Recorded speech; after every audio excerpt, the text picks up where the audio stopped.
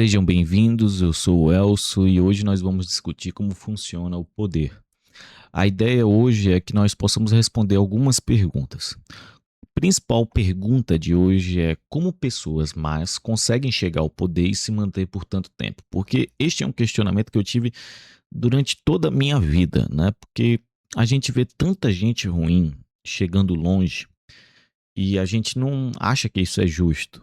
Então, hoje nós vamos tentar entender por que isso acontece a partir de 4 questionamentos principais que vão balizar todo esse nosso pensamento, que é o que é o poder, como sociedades colapsam e as estratégias de poder que levam a poder e o mal andarem juntos, dando um pequeno spoiler aqui. Tudo isso será baseado na obra de Jiang Shui-Qin, que é graduado em literatura inglesa pela Universidade de Yale, ficou famoso por prever eventos como a eleição de Donald Trump e o risco de conflito militar entre Estados Unidos e Irã. Para você que não conhece, deixa eu mostrar aqui para você. Um momento. Aqui. Aqui está o canal dele no YouTube, é um canal com quase 3 milhões de inscritos. Mas como eu sei que muitos de vocês não têm acesso a saber inglês, né, para conseguir acompanhar esses pensadores de fora, eu resolvi montar essa apresentação aqui para vocês, para que a gente possa elucidar essas questões. E você já se inscreva se você gosta desse tipo de conteúdo, um conteúdo mais intelectualizado que permite você ter uma visão melhor do mundo. Então, baseado em algumas das ideias do Jung, em algumas ideias minhas, hoje nós vamos discutir o que é poder. Muito obrigado, já se inscreva aí no canal. E para começar, nós precisamos falar de Kant. Kant é talvez um dos filósofos mais importantes do Ocidente, porque ele estabelece, como vocês podem ver na imagem, que nós não enxergamos as coisas em si, nós não enxergamos a realidade como ela é. Kant inaugura uma tradição de pensamento em que nós, seres humanos, precisamos entender que aquilo que nós enxergamos passa por um filtro. Um filtro que são os nossos olhos e o nosso cérebro. O maior exemplo disso talvez seja o daltonismo. Pessoas daltônicas enxergam cores de forma diferente das outras pessoas. E a partir disso, Kant vai entender que nós realmente não temos contato com a realidade em si. E o que eu quero fazer hoje, a partir dessa reflexão de Kant, é que vocês entendam que vocês não enxergam a realidade como ela é. E isso vai abrir a mente de vocês para que vocês possam entender que a realidade é muito mais do que aquilo que você vê. Eu acho que se você quiser sair com uma lição deste vídeo, é que a realidade é maior do que aquilo que seus olhos enxergam. A realidade é diferente, porque como a gente pode ver aqui na apresentação, tá aqui a realidade, a coisa em si, tá aqui o fenômeno que a gente consegue ver, aquilo que a gente consegue compreender, que é filtrado pelos nossos olhos. Se os nossos olhos não fossem filtros, nós poderíamos até trabalhar com a realidade, mas nós não temos contato real com a realidade. Eu sei que parece uma ideia completamente maluca, esquizofrênica, mas é algo que, se você parar para pensar, você vai entender. Quantas vezes parecia que algo estava bom e estava ruim na sua vida? Quantas vezes pareceu que uma pessoa seria uma pessoa boa, mas seus olhos te traíram? Na verdade, você estava diante de uma pessoa ruim. Kant dá significado para isso. E a partir dessa ideia, nós podemos começar a ter a base necessária para entender que o poder não necessariamente é aquilo que contaram para a gente, aquilo que a gente observa como poder. Começando por talvez o maior mito de todos sobre o que é o poder, que é o dinheiro. Você pergunta para a pessoa o que é poder, o que é conseguir fazer as coisas, executar. A maioria das pessoas hoje em dia, na sociedade que vivemos, vai dizer que dinheiro é poder. E é só você ter dinheiro que você consegue fazer aquilo que você quiser. Bom, permitam-me discordar e mostrar para vocês porque eu discordo. Isto daqui que vocês estão vendo é basicamente como funciona o sistema de reserva fracionária. A minha dicção foi para o espaço. No sistema de reserva fracionária, o que acontece é o seguinte: um banco tem um valor que ele pode pegar das pessoas e emprestar para outras pessoas. Então, por exemplo, se você deposita 100 mil no banco, o banco pode emprestar até 90 mil. Por quê? Porque qual é a função do banco? Imagina que antigamente as pessoas tinham que fazer trocas usando moedas de ouro ou de prata. Imagina a dificuldade que era, por exemplo, comprar um terreno, que era algo que valia muito ouro, muita prata, você ter que transportar aquilo de um lugar para o outro. Os bancos surgiram no seguinte sentido: você, em vez de colocar seu ouro numa carroça, correr risco do ladrão vir e pegar, você pega o seu ouro, coloca no banco, você vai receber um papel dizendo que você tem X dinheiros no banco e o banco vai ser responsável pela transferência desse dinheiro. Só que os bancos perceberam é que as pessoas, na maioria das vezes, deixam o dinheiro lá parado no banco. Então, um banco que tem 100 mil depositados sabe que a pessoa que depositou 100 mil não vai lá sacar os 100 mil no dia seguinte. Você consegue dar giro. E como o banco dá giro nesse dinheiro para fazer mais dinheiro? Através de empréstimos. Empréstimos nada mais é do que o banco pegando um dinheiro que ele tinha, que seria de outra pessoa, e passando por uma terceira pessoa, porque sabe que essa primeira pessoa não vai voltar lá tão cedo para buscar o mesmo dinheiro que ela acabou de deixar. Só que os bancos perceberam que eles podiam ser cada vez mais ousados, ao ponto de que, hoje em dia, um banco só tem 10% do dinheiro dos assets que realmente eles deveriam ter. Então, por exemplo, o banco consegue emprestar até 10 vezes aquilo que ele tem. Como vocês podem ver aqui, o exemplo fica muito claro na imagem. Joãozinho foi lá e depositou 100 mil reais. Alice ali, que está o nome. Vamos usar o mesmo nome. Alice veio e depositou 100 mil reais. O banco empresta 90 aqui pro garotinho. O garotinho dá 90 mil pro outro. Esse outro chega com 90 mil e deposita também no banco. O banco passa a poder emprestar mais 81 mil. Então, o banco passa a ter 271 mil nessa imagem aqui, sendo que ele emprestou, vejam só, muito mais. Porque esses 100 mil viraram praticamente 1 milhão. Porque ele pode multiplicar esse dinheiro por 10 sem perder as suas reservas, porque ele entende que ninguém vai lá atrás disso.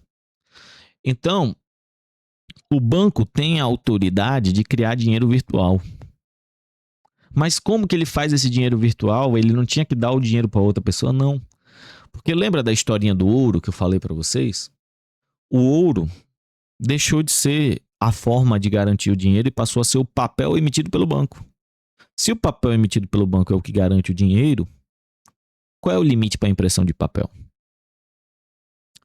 O valor do dinheiro hoje em dia, gente, depende fundamentalmente de uma crença coletiva nos contratos e nas instituições que sustentam esses contratos. É por isso que quando o governo brasileiro faz uma besteira, as pessoas perdem confiança nos contratos com o governo brasileiro e nas instituições brasileiras, e esta perda de confiança faz com que, por exemplo, o dólar dispare, porque o governo fez uma merda, porque o presidente falou uma besteira. Entendem? É isto que está acontecendo por trás dos panos. É isto que a Globo não explica quando ela está lá dando, o valor do ouro hoje subiu, o valor do dólar subiu. Não é que o valor do dólar subiu, é que a confiança do mercado, a vontade do mercado de investir no Brasil diminuiu. Eles estão menos confiantes nas instituições brasileiras. E dinheiro é só confiança. Principalmente porque dinheiro hoje em dia não tem mais lastro. O que é lastro, Elcio? Vamos lá. No sistema de Bretton Woods, que era o sistema... Basicamente acabou a guerra, né? Acabou a Segunda Guerra Mundial. E aí fizeram um sistema monetário internacional para estabelecer um câmbio fixo entre dinheiro e ouro. Porque, lembrem-se, dinheiro era para ser um representativo do ouro. Esses papéis, toda essa questão bancária era para as pessoas conseguirem transportar ouro. transportar não, perdão, substituiu o ouro como moeda. Mas era necessário corrigir isso a nível global, estabelecer um mecanismo comum.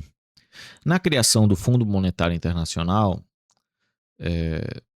nós teríamos aí isso, porque os Estados Unidos se comprometeu com o resto do mundo de que para cada nota de dólar, cada 35 dólares, perdão, poderia ser trocado por uma onça de ouro. Uma onça é uma medida de peso de ouro, certo? Porque americano não gosta de usar sistema métrico. Enfim, 35 dólares valeriam uma onça. Qualquer pessoa que chegasse com 35 dólares conseguiria pegar num banco americano uma onça. Só que, meus amigos, o que aconteceu? Os Estados Unidos começou a perceber, rapaz, o povo não tá vindo trocar por onça, né? Tá todo mundo usando dólar. E começou a imprimir dólar sem ter as onças. E aí, da Segunda Guerra Mundial até 1971, teoricamente, você tinha 35 dólares, você tinha uma onça de ouro, você tinha um lastro. O dinheiro realmente representava algo no mundo real. Lembra daquilo que eu falei, que vocês tinham que parar de olhar para o mundo real como a única coisa, porque a realidade é muito maior. Dinheiro deixou de ser algo do mundo real, passou a ser algo do mundo imaginário. Porque em 1971, os Estados Unidos, depois de todo mundo começar a usar o dólar como moeda, decidiu que, beleza, o dólar não precisa mais ser trocado por ouro. Ou seja, os Estados Unidos fez com que todo mundo tivesse que tratar o dólar como reserva, porque o dólar estava sendo usado como a moeda de troca. E nós vivemos desde então nesse sentido. Para ser correto, preciso aqui, existe um esforço, principalmente da China, para lastrear sua moeda em prata, e existe um esforço americano para lastrear em Bitcoin. Mas vamos ver o que vai dar nesse sentido aí. Nós estamos vivendo um momento histórico em que provavelmente isso daqui vai mudar, porque esse sistema chegou a um nível de colapso. Como assim chegou ao nível de colapso? Basicamente, a nossa produtividade subiu tanto, e a renda não subiu. Se você pega de 1972, que é o ano logo após a decisão de tirar o lastro do ouro do dólar, isso representa 90%. A produção do mundo todo nessa época representa 90% da produção que nós temos hoje. O crescimento foi de 246%. Vocês podem ver pelo gráfico aqui que foi um crescimento de 246%. Gente, isso é um crescimento muito absurdo. Aí eu pergunto para vocês, o seu salário multiplicou por quase 3? A resposta é não. E isso cria essa sensação de que nós estamos trabalhando cada vez mais e recebendo cada vez menos. É por causa disso. Porque a nossa moeda, ela não vale nada. Ela é um produto de uma imaginação. E numa sociedade cada vez mais ansiosa, menos confiante, que você confia menos nas pessoas, o dinheiro vale menos. E se o dinheiro vale menos, você tem que trabalhar mais pelo mesmo dinheiro. E aí o que acontece? Todo mundo trabalhando mais, produzindo mais, inteligência artificial. Tudo isso não está servindo de nada. As pessoas não têm renda. E aí, meus amigos, geramos um problema grandioso, que é o problema da desigualdade. Porque muito dinheiro no mercado é ruim, porque gera desigualdade. Vejam só o crescimento da desigualdade antes. Aqui é 1950, aqui é o fim da Segunda Guerra Mundial. Que é durante toda a Segunda Guerra Mundial e a Primeira, todo o ciclo de guerras. Vejam o quanto era ruim a desigualdade. E aí, nos anos 50, a gente tem uma queda vertiginosa da desigualdade a partir do lastro do ouro. Isso daqui é a desigualdade na sociedade americana, que é a principal sociedade para nós termos como espelho nesse sentido. Vejam a queda da desigualdade, porque lá a moeda era lastreada em algo real. Ou seja, as pessoas trabalhavam por algo de verdade. Vejam a queda na desigualdade. E a partir do momento que você tem a quebra disso, aqui em 1971, vai começar uma longa jornada de crescimento da desigualdade até atingir o maior patamar histórico de desigualdade. as coisas têm efeito na vida real, mas elas não necessariamente são só aquilo que a gente vê. Isso fez com que essa desigualdade faz com que nós tenhamos uma ilusão de escassez. O que é essa ilusão de escassez? A ideia da pobreza é uma ilusão. A ideia de crises, de guerra, são coisas artificiais que são criadas justamente para manter as pessoas trabalhando e manter as pessoas dependentes. Porque não falta dinheiro no mundo, meus amigos. Falta esse dinheiro valer alguma coisa. Nunca antes teve tanto dinheiro no mundo. Não à toa, nós vivemos na era do primeiro, que pode ter o primeiro trilionário. Eu não sei se o Elon Musk já é trilionário, mas ele seria o primeiro da história. Por quê? Porque dinheiro temos a rodo. O que nós não temos é capacidade de transformar esse dinheiro em coisas reais. É isto o problema. E aí a gente tem essa ideia de que dinheiro tá faltando dinheiro, tá faltando dinheiro. Não tá faltando dinheiro, gente. É que você tá trocando seu tempo por algo que não é real. E eu não tô querendo te fazer desistir de trabalhar, não. Eu tô te mostrando a realidade como ela é. São coisas diferentes. Guerras são mecanismos para destruir a riqueza e garantir essa ilusão de escassez. E assim o valor do dinheiro pode parecer alto. Eu tô falando isso tudo para vocês entenderem uma lição. Dinheiro não é o poder. Percebam que em todo momento eu mostrei para vocês o impacto do dinheiro na vida das pessoas, mas vocês perceberam que foram decisões tomadas por outras pessoas que fizeram o dinheiro mudar? Aqui, ó. Isto aqui são pessoas. Estas pessoas mandaram no seu dinheiro. Perceba, dinheiro não é o poder. Poder de verdade é o poder de criar dinheiro e convencer as pessoas de que esse dinheiro importa.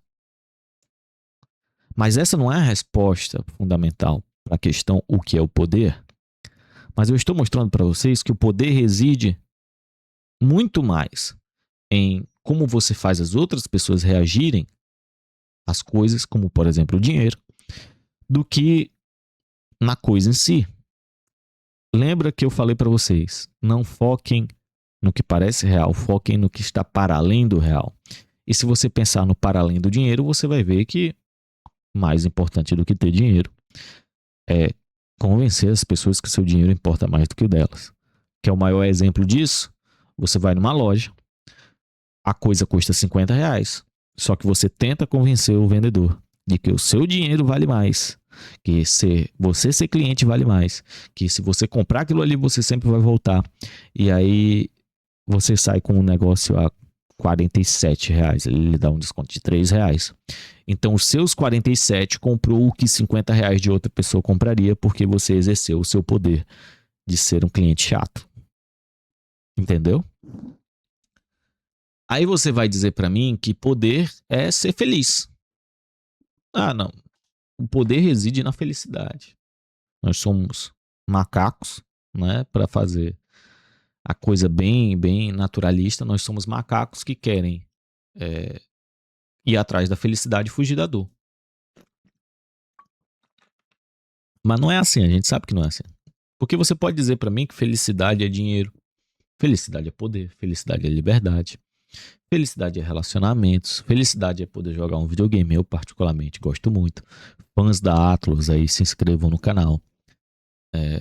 Felicidade é tirar férias. Percebam,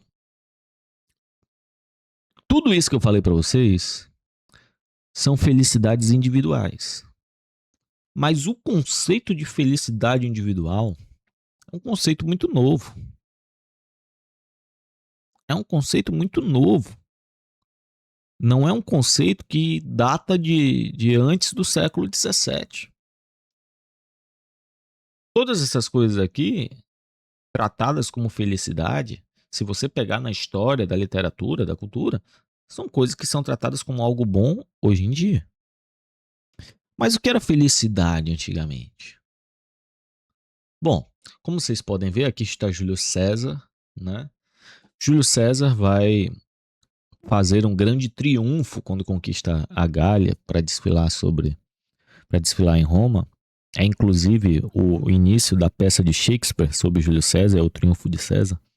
O triunfo era tipo um desfile. Imagina um desfile de carnaval para comemorar que se ganhou uma batalha. Era isso que era um triunfo.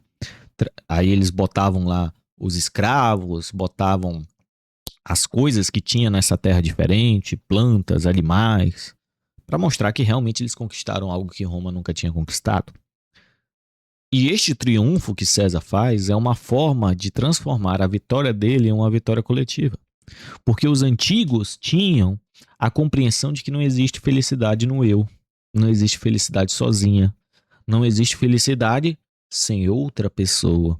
Muitas vezes você já viu isso. Você estava vivendo um negócio muito bacana, só que você não tinha com quem dividir. Você queria era realmente ter alguém com quem dividir. Antigamente nós tínhamos a compreensão disso, mas hoje em dia nós não temos. Por que eu estou falando isso? Porque poder, meus amigos, é alquimia. Poder é a capacidade de transformar uma coisa em outra. Os alquimistas queriam transformar cobre em ouro, ou seja, transformar o nada em tudo. Poder é a habilidade de transformar o nada em tudo e o tudo em nada. Como assim? O que isso tem a ver com a felicidade, com o dinheiro? Porque antes a felicidade ela residia no outro e agora reside em si porque alguém exerceu o poder de transformar aquilo que não era nada para as pessoas antigas em tudo para a sociedade atual. E transformou-se o que era tudo para a sociedade antiga em nada para a sociedade atual. O poder é extremamente alquímico. A busca pelo poder é a busca por transformar o nada em tudo e o tudo em nada. A capacidade de alterar tudo ao seu redor. Isto é poder de verdade. Mas para nos aprofundar nisso, nós precisamos começar a entender como sociedades colapsam. Porque o colapso de sociedades talvez seja o principal momento onde você tem na história humana mudanças de poder, onde o poder se altera, onde o poder tem expressões diferentes. Por isso, nós precisamos estudar três autores: Piketty, Turchin e Spengler. Os três vão dar vazões diferentes para essa mudança nas sociedades. Piketty vai trabalhar a questão econômica através que vai estabelecer que a causa da ruptura de uma sociedade é a financiarização, que seria essa perda de valor do dinheiro, a evasão do trabalho produtivo, gerando assim uma desigualdade, uma tensão social.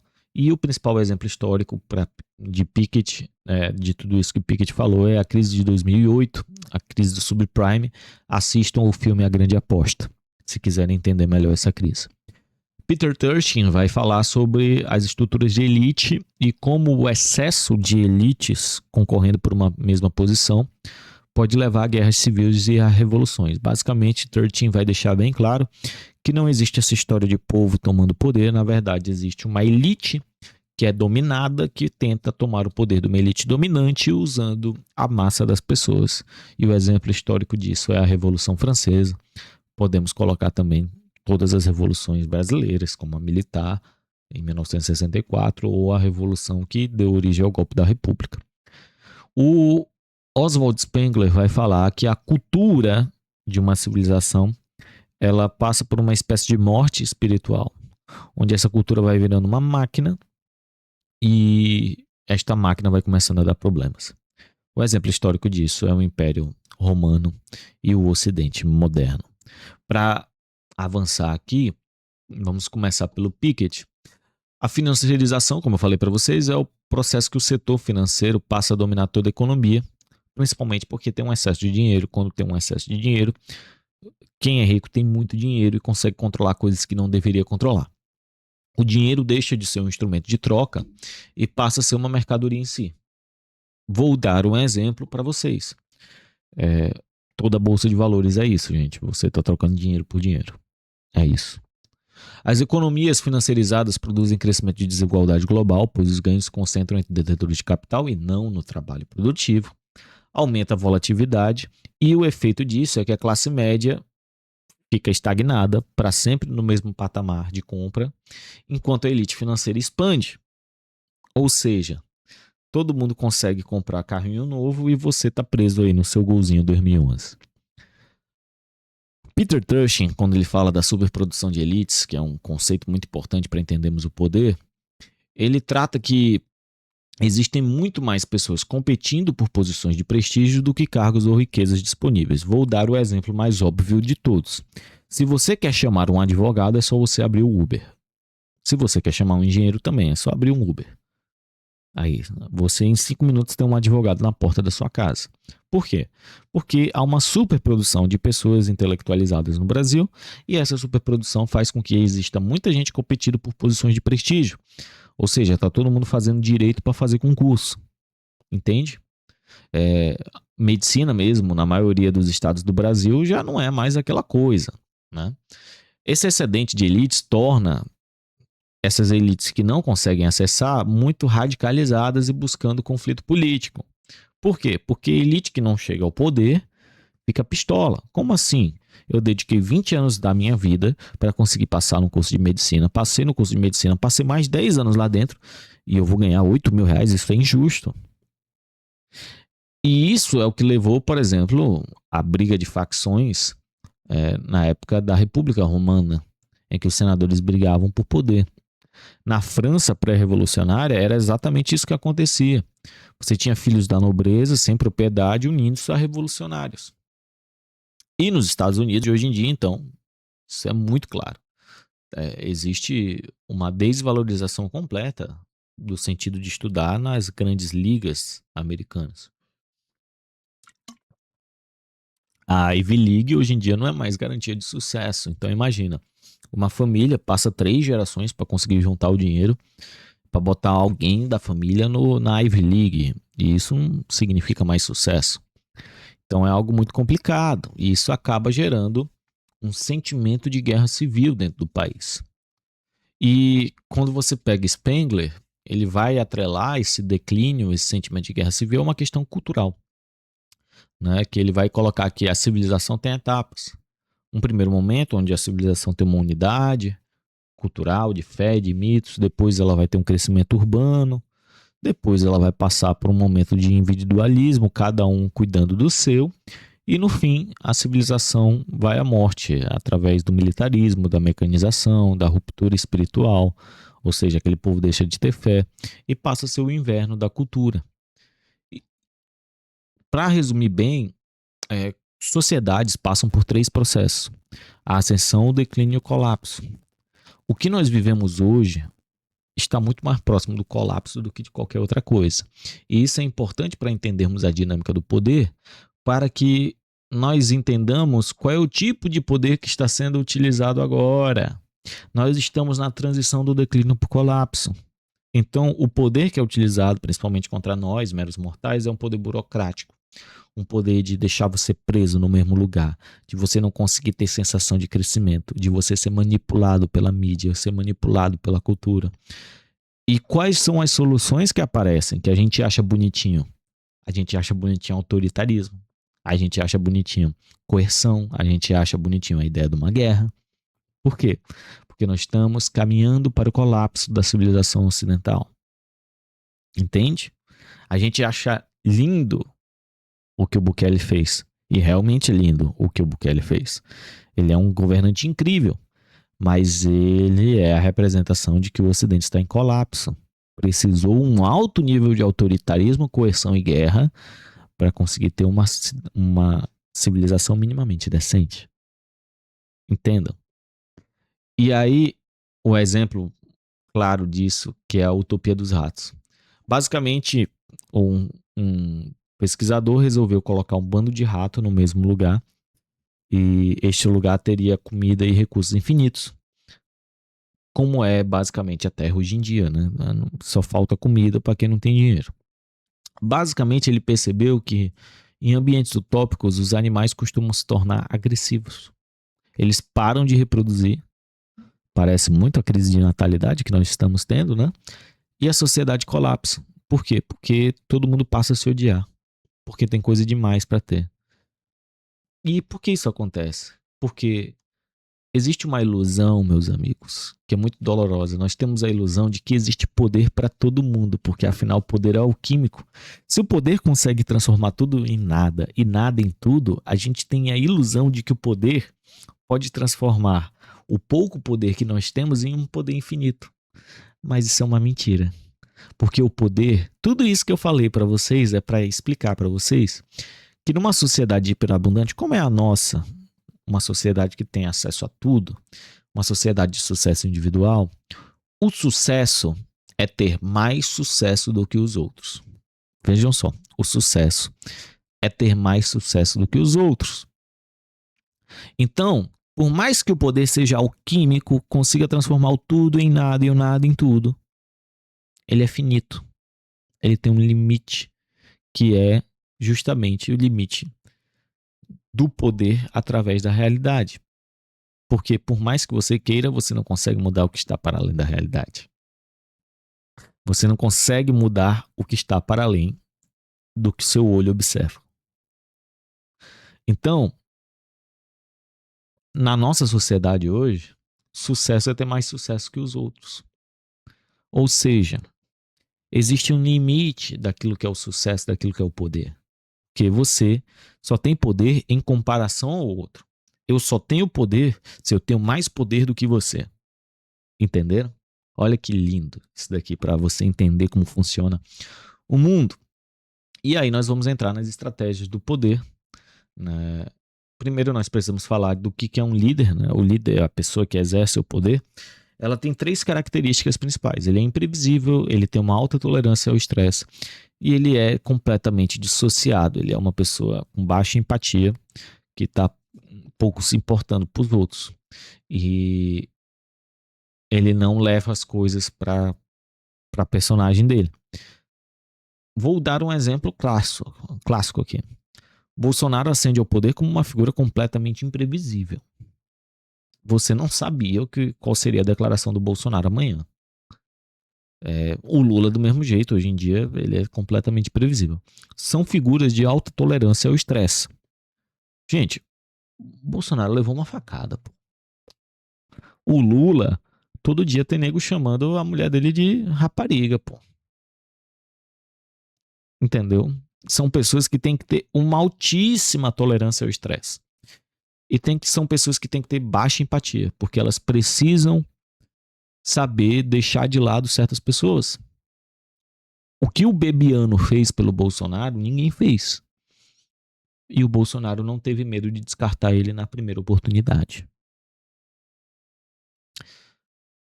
Existe um problema que é como, então, essas pessoas conseguem chegar ao poder. Elas chegam ao poder através de grupos.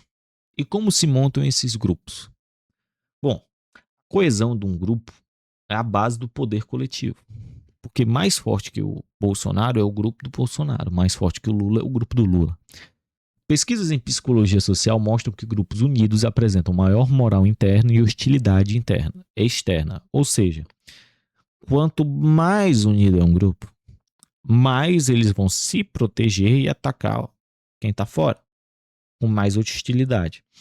Darei um exemplo de um grupo com alta coesão grupal. O MBL, a Missão, eles são extremamente morais internamente, tem um rígido sistema interno de moralidade e são extremamente hostis com qualquer pessoa que não segue essa moralidade. Então, eles atuam como um corpo único. E esse corpo único geralmente é mais resistente a mais ameaças. Grupos coesos acabam reduzindo a ansiedade dos membros. Porque eu sei que eu vou ter o apoio das pessoas ao meu lado. Então eu posso atacar com muito mais força, aumentando lealdade, rejeitando normas internas. E essa lealdade é cimentada por rituais e segredos. Que é aqui que é a parte que ninguém fala. Você tem processos que ritualizam essa união. O exemplo histórico disso aqui são as ordens templárias, as sociedades políticas, seitas revolucionárias que criam juramentos, símbolos, práticas, transformando os indivíduos em partes intercambiáveis de uma mesma mente coletiva. As pessoas deixam de ter uma mente individual, passando a ter uma mente coletiva. Para mais informações sobre isso, leiam O Imbecil Coletivo do Olavo de Carvalho. Quanto mais tabu ou segredo um grupo compartilha, mais intenso é o vínculo entre seus membros. Traduz isso.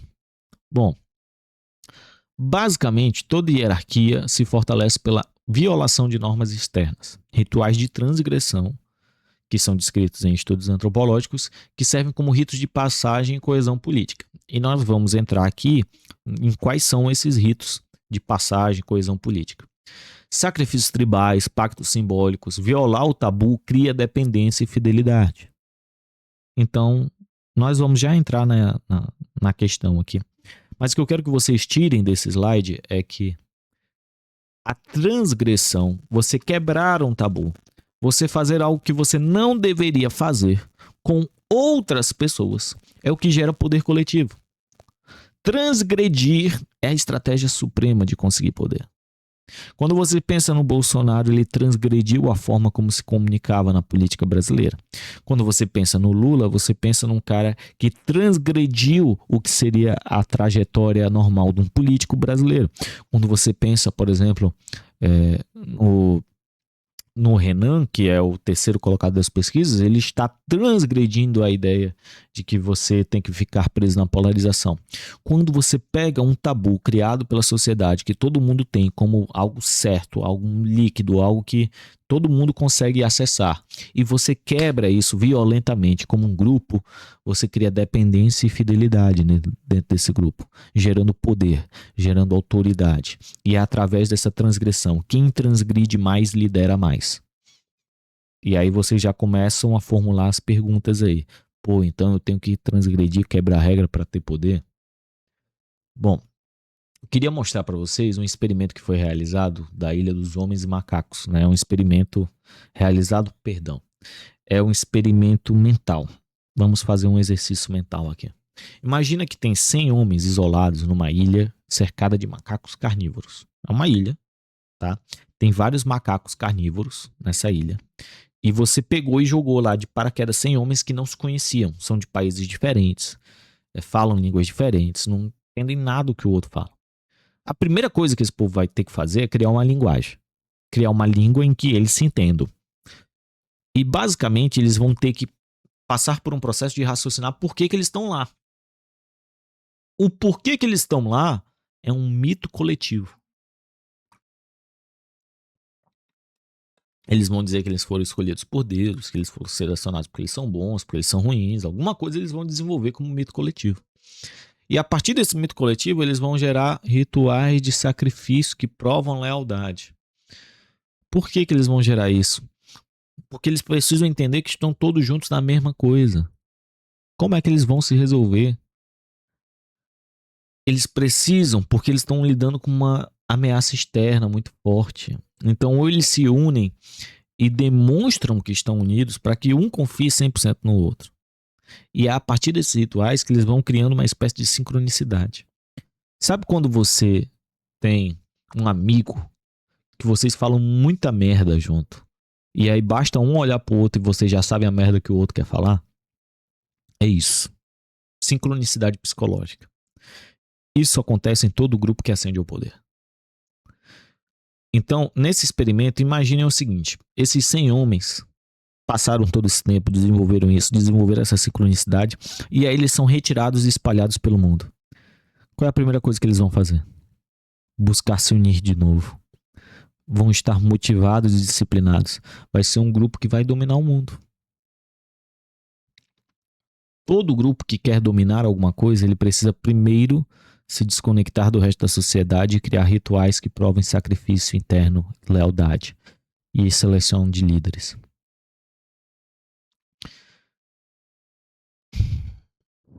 Por que isso? Porque existem coisas que mudam tudo. E essas coisas são essa dissociação, essa coesão, essa transgressão, esse mito-linguagem. Tudo isso nasce da união espiritual sobre a razão. Não é racional. Vejam só, não é racional ter que criar uma linguagem, um mito comum. Ter que criar rituais de lealdade. Mas é espiritual. Lembra que eu falei para vocês, o mundo não está só naquilo que a gente observa. Quando você une não só a razão das pessoas, quando você une o espírito delas, isso é muito mais poderoso do que unir a razão delas. Você pode dar um bom argumento para 50 pessoas, ou você pode criar um ritual em que todo mundo vai ter que confiar um no outro. E isso vai ser muito mais poderoso. Todo mundo sabe que deveria trabalhar em equipe, mas nem todo mundo trabalha em equipe. Sabe quando o time tá perdendo no campeonato e aí eles fazem um churrasco? Trazem lá é, três, três moças da noite para cada jogador. E aí, no outro jogo, assim, vira a seleção brasileira, o time. A seleção brasileira não, que a seleção brasileira tá horrível, mas assim, vira a seleção espanhola, o time vira. Começa a jogar.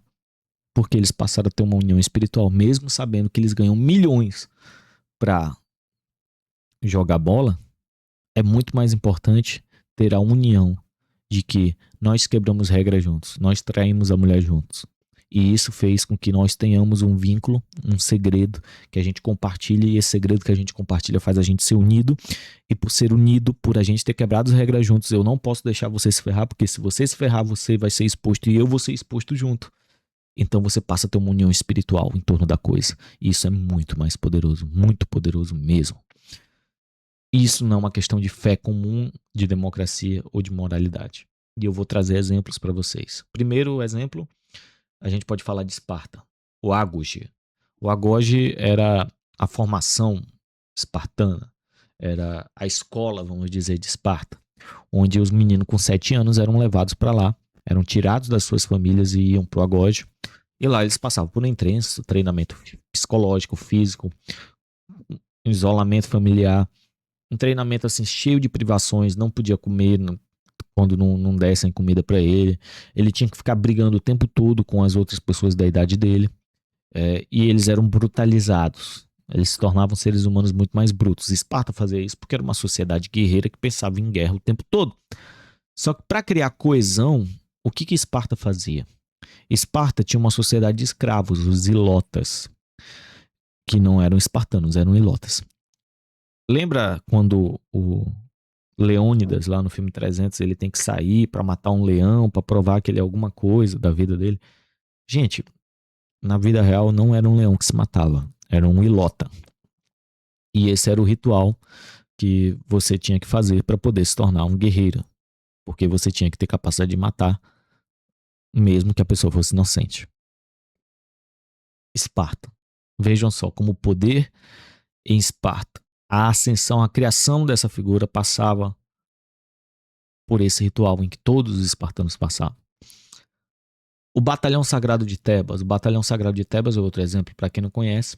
A história do Batalhão Sagrado de Tebas era um grupo de 300 homens em que eram 150 pares de namorados, basicamente. Você pegava 150 homens gays que tinham namorados e botavam para batalhar junto. Como eram namorados, você pelo seu parceiro, você luta 10 vezes mais do que você lutaria normalmente. E assim, o Batalhão Sagrado de Tebas deu muito trabalho, até ser derrotado pelas tropas de Filipe II da Macedônia. Mas vocês acham que os macedônios eram bobos? Não era, porque Filipe II da Macedônia viu o trabalho que 300 pessoas deram para ele e disse assim, caramba, eu preciso imprimir isso, essa coesão nesse meu exército, porque se eu tiver o exército com os números que eu tenho, com essa coesão de Tebas eu vou ser invencível. E ele começa a fazer isso e Alexandre vem e exagera isso no sentido de que cada lutador, cada guerreiro do exército de Alexandre era na verdade o seu irmão, era a pessoa que você ama, a pessoa que você tá junto. Então não era nenhuma questão assim de ter que ser amante, ter que ser namorado, porque tem muita mentira, né, de que todo mundo era gay na Grécia. Não é que todo mundo era gay na Grécia. É que era incentivado que você amasse seu companheiro de guerra para que você pudesse combater. Por quê? Se você amava seu companheiro de guerra, seja fisicamente, seja como irmão, como amigo, você lutava o dobro, o triplo, o quádruplo. E aí foi assim que Alexandre conquistou o mundo. E aí quando a gente fala de rituais, o faraó, por exemplo, era uma figura em que passava por rituais envolvendo traumas psicodélicos, é, isolamento ritualístico. Então, basicamente, era antes do faraó virar faraó, ele passava por uma série de ações religiosas para que ele fosse criando traumas e se dissociando. Era literalmente um transtorno dissociativo de identidade induzido. Isso é induzido pelos sacerdotes, para que o faraó fosse controlado pelos sacerdotes, porque o Egito era uma teocracia. O faraó era Deus. Entende? Então ele tinha que se comportar como Deus. E aí usava mito de Ra, de Osíris, de Ísis para controlar completamente, através de cheiros, de psicodélicos, a mente do faraó. Então, histórias dizem até, inclusive, que os sacerdotes no Egito conseguiam controlar as decisões do faraó pelo tipo de incenso que estavam queimando. Bom, eu não preciso dizer nada que tentaram fazer isso na vida real, né? Repetir essas histórias. Vocês podem pesquisar sobre o MK Ultra da CIA. Eu não vou falar mais para não ser desmonetizado. Por que o poder e o mal andam juntos? Essa é a pergunta principal. Porque depois de tudo que eu falei para vocês, está muito claro que, caramba, então eu tenho que fazer esse tanto de maldade para ser mal? É porque qual é a maior das transgressões? De transformar o tudo em nada. Porque nós entendemos que, a partir de tudo isso que eu falei, que transgredir, quebrar um tabu, é o que gera poder.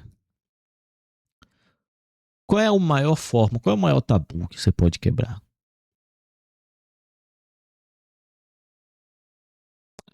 O maior tabu que você pode quebrar seria, né, cometer o pior ato possível, né? Que é transformar a vida de uma pessoa que é tudo para ela em nada. Por favor, não tomem isso daqui como guia. Tomem isso daqui como precaução.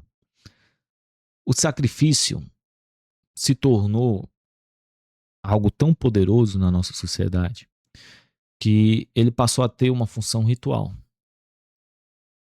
Nós sempre estamos sacrificando alguém publicamente. A violência contra uma pessoa de forma coletiva se torna coesão, ameniza a sociedade. Por que você acha que tem tanto cancelamento na internet? Porque a sociedade está maluca, então toda hora a gente precisa cancelar alguém para a gente se unir e ter coesão.